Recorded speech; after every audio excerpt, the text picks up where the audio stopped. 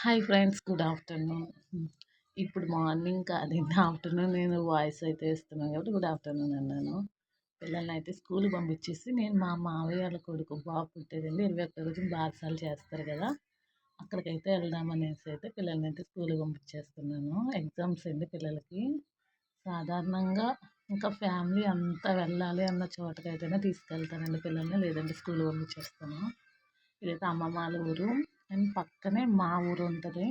అమ్మమ్మ వాళ్ళ ఊరు నుంచి మాకు ఒక 1 కిలోమీటర్ 2 కిలోమీటర్స్ అంటే అంతకంటే ఎక్కువ డిస్టెన్స్ ఏమి ఉండదు. కనిపించేది మా ఊరు, చూపించిన దారిలాగా అది.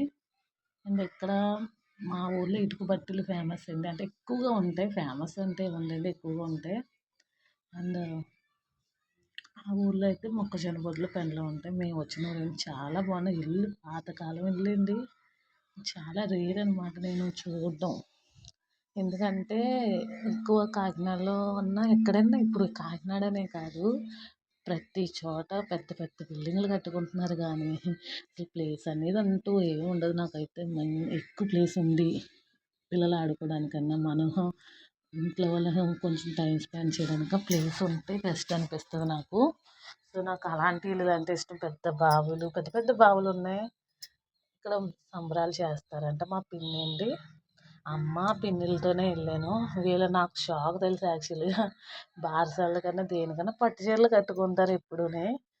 వాళ్ళేమో ఫ్యాన్సీ పట్టు టైప్లో కట్టుకున్నారు, నేనేమో పట్టు చీర కట్టుకుని వెళ్ళాను. ఇంక చూడాలి ఇంకా అంటే వాళ్ళు డిఫరెంట్గా ఉన్నాను నేను అనమాట.